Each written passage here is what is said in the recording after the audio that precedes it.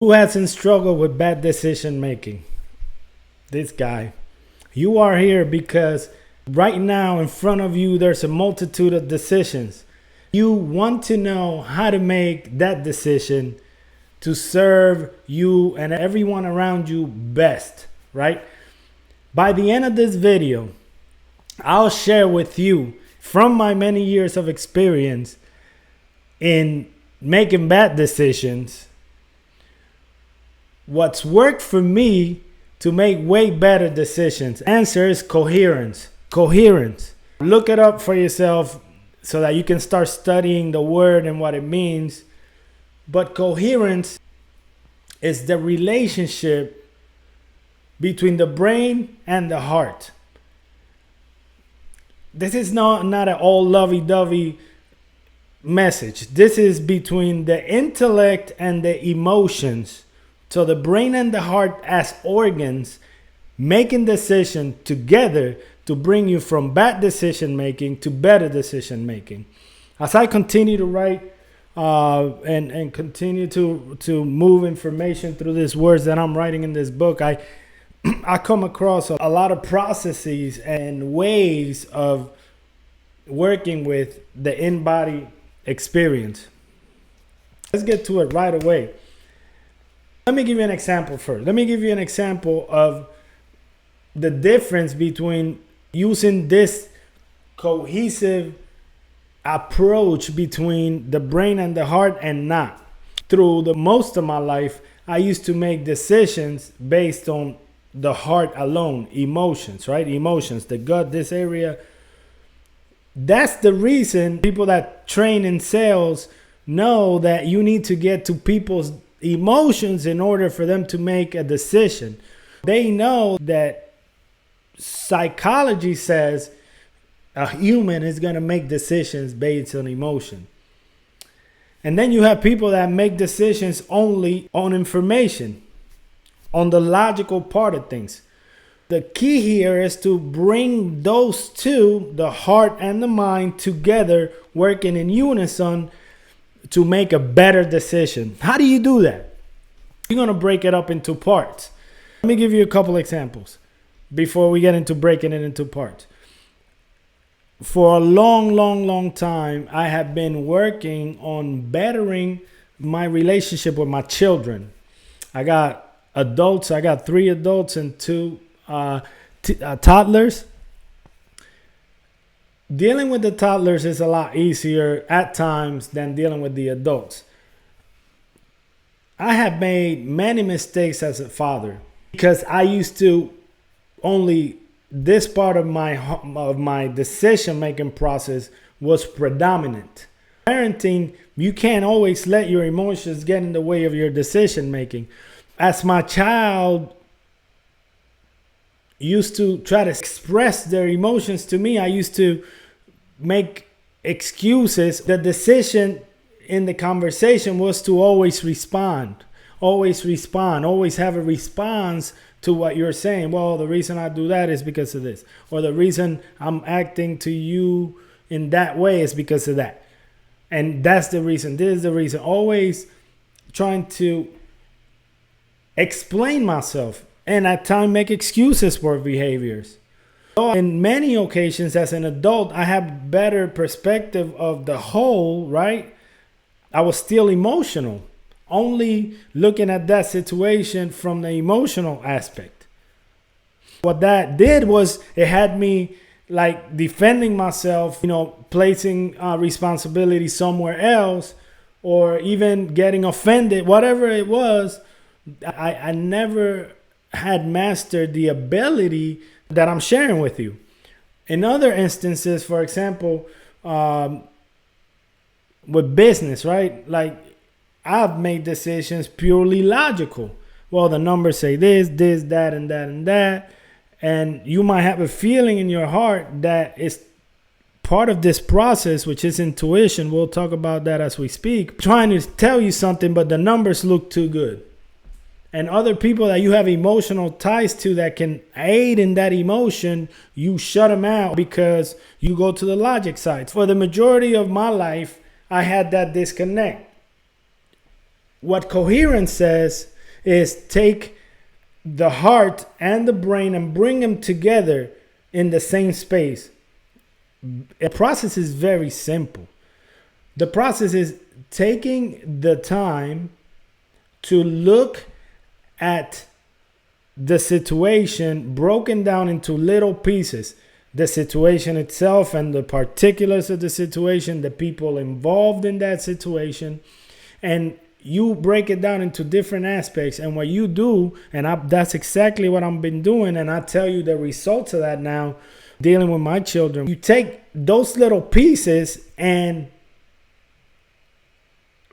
put it in your brain. So you think about that, and then you bring it down to your heart, and you stop so much the thinking and bring that same thought into your heart. The heart thinks.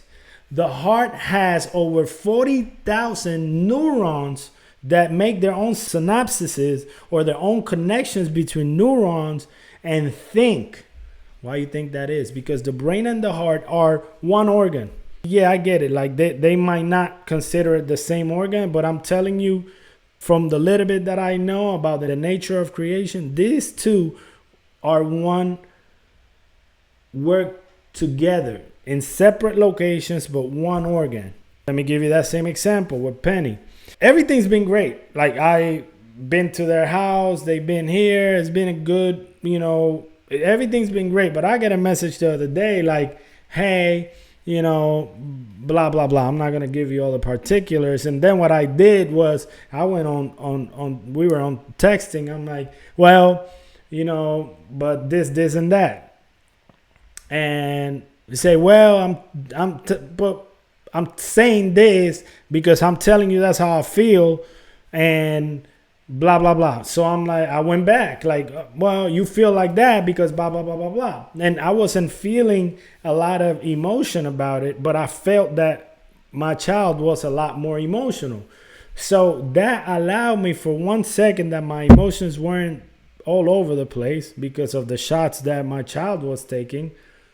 In my mind were shots, but it was Penny trying to express what she's been trying to express for a long, long time, right? As soon as that information entered my heart, that I got reminded of coherence, because I've been studying this in my own life and trying to make that connection between the heart and the brain more strong, so that the more I practice it, the more it's second nature. So that came back into my mind, coherence, and I stopped texting after I said what I had to say, obviously, right? Because you got to let them know. So stopped texting, and it was early in the morning. I got dressed and drove there. The whole time on the way there, it's about 30-minute drive, I was taking the thoughts of my child and putting them in my heart.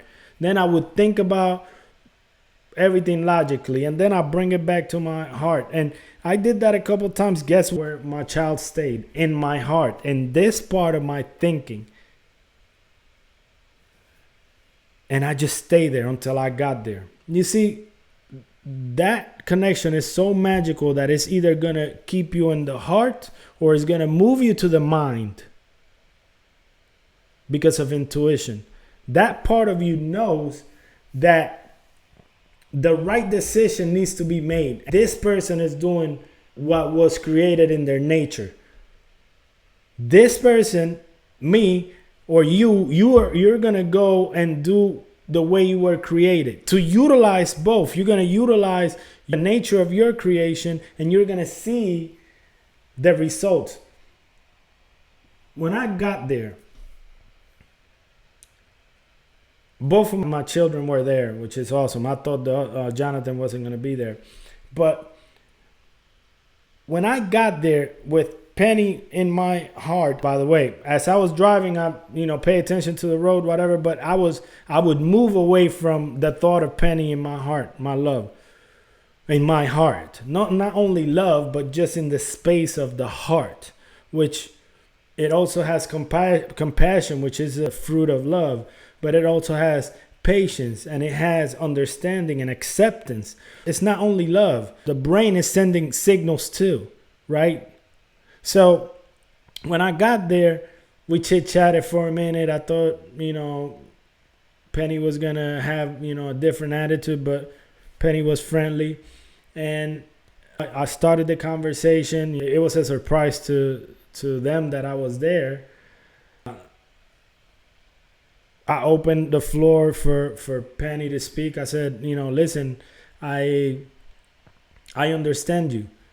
I know where you're coming from with what you're saying to me, and I agree with you. And I explained why I agreed with her. I wasn't making excuses as to why I was like that. I told Penny that I understood. When I did that, Penny opened up and spoke for probably a half hour nonstop, letting me know how she felt. Choking up, really emotional. And for whatever reason, the only thought that was crossing my mind as Penny spoke was the words that she was speaking to me. I wasn't anywhere else but right there listening. When Penny finished speaking, I didn't speak back like I always have done my entire life. I didn't go into philosophy and why. No, I just sat there in silence with them. That decision is a direct product of coherence. It's a pure physical, coherently spiritual exercise. You take the subject of that decision and bring it from the heart to the mind to the heart to the mind to the heart, and whichever part of that mind needs to take over the situation will. Everything in life is a decision. That exercise alone, taking the mind away from the situation or taking the emotion away from the situation temporarily and bringing it to the other part of that mind, the brain, and to the heart and to the brain, and from the heart to the brain. Boom, boom, boom. Never in my life had I had that success that I had that day with dealing with Penny. The cooperation between us now, mind you, like in my mind, we were good. In my mind, I was good with Penny. I've been there, you've been here, we play games and everything, but I had to make a decision to move from the way things always have been to a deeper level. That was the level of acceptance that my child needed. I abandoned my children when I went to prison. Those are things that are not easy to process, even as an adult. And in my text, I'm like, yeah, you know what? Maybe you should already grow up and really look at things from an adult perspective. Like, I was really philosophizing. I wasn't putting her down or anything. I was just telling her what to do. That's not what she needed at the time. But because everything was in the emotions or the logic, I didn't know that. I didn't have the opportunity to process from her point of view, putting myself in Penny's shoes. You understand the power of that? When we put ourselves in the other person's shoes, we always are going to make the best decision. Is that crazy? Here we are, standing our ground, letting you know how it is. All you're doing is pushing them away further. Same with everything in life. I'm talking, this is the same with anything. In sales, when a person makes an objection, that's too expensive. A good salesman is going to tell them, like, I understand. Yeah, it's very expensive. And they go with their pitch. If you tell them, no, Actually, we are cheaper than such and such, but they're not identifying with you. When you get to put yourself in the person's shoes, yeah, I understand it's expensive. Now you're not creating a wall. You're identifying with him. And that's what I did with Penny. It was the skill of the brain, of coherence, having that time for me to accept the way that she felt. I don't think we have to go in much detail about the process, but I'm going to recap again because this is so important. This is part 3 of the in-body experience series, and it took me I don't know how long it took me to record this video. I've had a lot going on in my life, and this video has been on my mind for a hot minute, and fortunately, life keeps giving me the opportunities to put this shit into practice. So, recapping, right? I had made horrible decisions in dealing with my children. The worst decision I made so far was to never identify and accept the truth of what my child was trying to tell me. That's the worst decision I could have made dealing with my child, that a child that suffered abandonment, right? As I continue to understand coherence, and I realize that I have to take that information and move it from the emotions to the intellect. Back and forth, back and forth, back and forth. Because my decision making had been poor. I mean, in many situations, but talking about the situation with Penny. So as I took Penny as a person and felt my love for her, about how she's still working on a good self-image, how she's always been a loving, like just thinking about that person, how I felt about them. And then logically, like I said, it kept going back and forth, and then it stayed in my heart. The same thing can happen to you with any situation. How do I feel about a new car? Let's take that as an example. What's the price? Can I find something better? Like, is there a better option? Then you go, how do I feel about the search? Taking more time to look at different vehicles. And you think about, if I do this, for some people, buying a car is a big decision, or buying a house. Whatever this topic is, how do I feel about that part of the topic? That person. Well, how do I think about them? What's the feeling about it? And that's when intuition starts bubbling up inside you. And you'll know how to make those decisions. Coming from me, I use it more than not nowadays. The majority of my decision making now is going through that process. And the benefits are astronomical. Because if you do that with an opportunity, out of many opportunities that showed up in your life, if you would have done that, wouldn't you have made a better decision?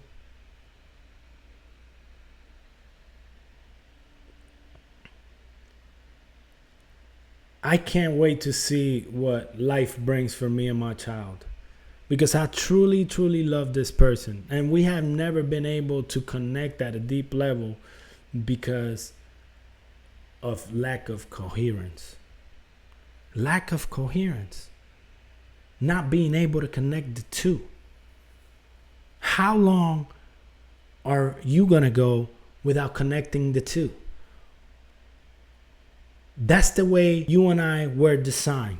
We were designed to connect the two. Not be moved by every decision to wherever it moves us. And not be moved only by what's in front of me, the intellect, right? Those are the numbers. That's what it is. How about taking that data, bring that data to the heart? How do you feel about that data? The person that introduced you to the data. Who is that person? I know it sounds like a lot, but everything in life is about a decision. So why not master the skill set of decision making? I'm doing it. The book is almost complete. How do I feel about not completing the book? About not putting my energy, my time, and my effort towards that message that I want to spread? Not only me, but in cooperation with all of you, the collective. This book is not about what I know. It's about what we know. Fortunately, I connect to what we know and I can put it into words. That to me, you see how excited I get? When I felt that excitement, like I've been working on that book for a long time. You know, not nonstop, but really moving my time, my energy, and my efforts towards that, because the mind and the heart have made the connection. If 10 of you read it, I did my part. If 1,000 of you read it, I did my part. If 1,000,000 of you read it, I did my part. My goal is for 1,000,000,000 of y'all to read it. I did my part. Because that feeling of excitement that I get from the information in there, it's letting me know that what I'm doing is right. You see, that's the thing with emotions. They are going to guide you. If you don't give yourself time to think about them, that was me. I'm talking about me. Allow the emotion of excitement, of joy, of love, unconditional love, of learning, discovery, wonder to guide your decision making. And you can think about it. And that's when the fear creeps in. If you really think about the heart and get out, you see, the fear is only in the brain, you always get anxious. If you're always in the brain, you're always anxious, because the brain projects, uses all data to face the present and project the future. The brain, that's what the brain does. Alone, I mean this part, the top part. So when you take that and move it, boop, boop, boop, you continue to do that exercise. I look like a monkey, but you continue to bong, bong, bong, bong, bong. Your brain is going to get used to that. You will awaken the dormant ability of intuition. It's not all about sitting quiet there and meditating and allowing the heart to tell you, yeah, that's great. Let the heart guide you. But in your waking hours, decision by decision, let's seek to understand coherence. How is that? Coherence was somebody who's coherent. They make sense. The two of these making sense together. Wow. Thank you. Thank you for listening. If no one told you that they love you, I love you.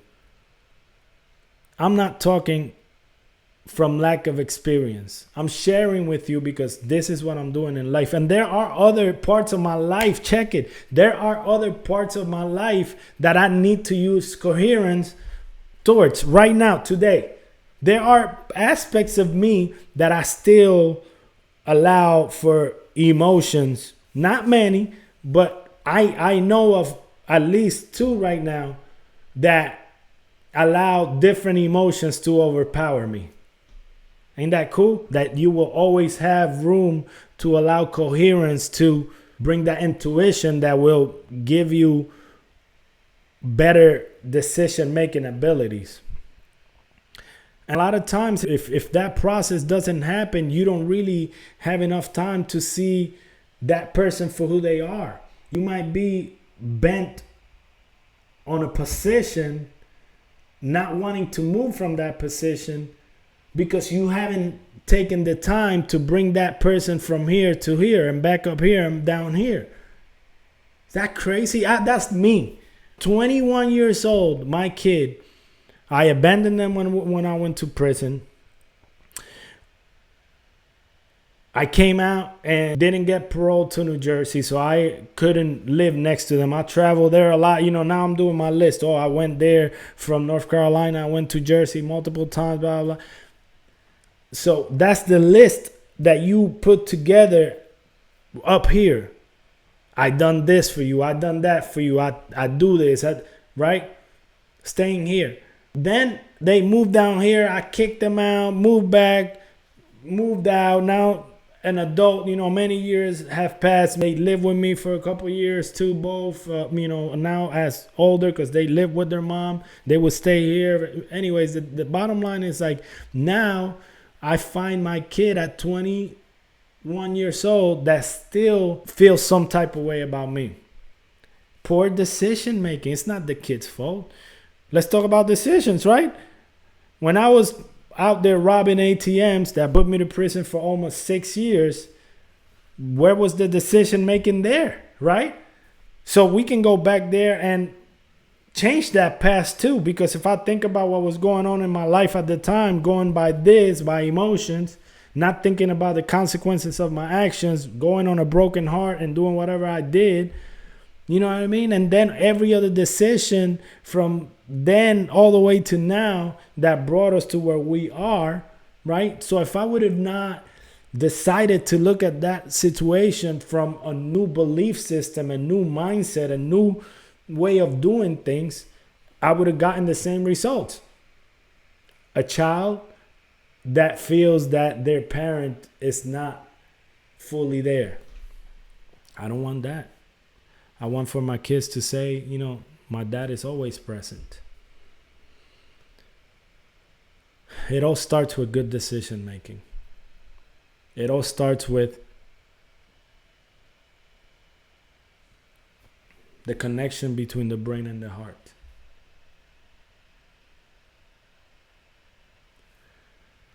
Let's do this for a minute. Take a second. Take a deep breath with me, very deep. Fill your lungs and empty them all the way out. Keep doing that with me.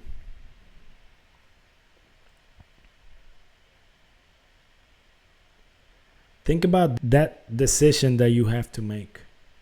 Keep breathing deeply. But think about that decision that you have to make and break it into parts. It's the most important decision of your life right now. Do it. Stop distracting yourself from the mundane, the things that will not profit you, that don't profit me. One of the most important things for me in my life is that my children have me, that they can say my dad is present in my life. Take that decision, whatever it is of most importance to you, and bounce it. Make it make sense, coherence between the brain and the heart. Think about the people involved in the decision. Think about the pieces of that decision. Everything. Break it down. It's the most important of your life. Don't keep scrolling. Take these exercises and let them have beautiful effects on your life too. That's why I take my time and speak to you, so that we can learn together. This is never about me. This is about us, you and I. That book that I'm writing, you wrote it with me. It's about the collective. What I learn, if you listen to it and put it into practice, you learn. Now it's two of us utilizing our God-given abilities. Now you're God-like. Now you're at God status. Because God doesn't only feels, it thinks. Feels wonderment, think about what it wants to create, and it creates it. That's what happened with me and my child. I invited them for breakfast this morning. They couldn't come, but she was excited about it and recognize it, the effort. Before I'd done, how many times have I invited them for breakfast and fed them for years and make them breakfast? Never felt that love. My kid never experience that as love. They didn't even acknowledge it. They say, yeah, thank you, Dad, whatever. But when I text Penny this morning, she let me know that she appreciated and recognized my love in inviting her, though she couldn't come. You know what I mean? We're changing our surroundings by our decision making. I am so excited for you that you are going to use this information. We're right now working on editing part of the book. I'm still doing a lot myself, but it's almost ready to go. It's almost all proofread, and it's all, you know, sectioned into the separate books. The books is going to be 7 books in one book. So yeah, it's super exciting. I'm so excited as I continue to, you know, to dissect the information and put it in its rightful book. I am just eating it up. I'm like, wow, this is good stuff. This is good stuff. This is good stuff. So I hope and thank you, because the more you learn, the more I learn. I don't even want to put an author to the book because I didn't write it. I just receive it from you, from the whole of creation that knows that the times are here where humanity becomes cohesive, where one heart and one mind do it together. Thank you so much for watching. Comment, share, subscribe. Bamhek loves you. From the bottom of my heart, if no one loves you today, I love you. Peace.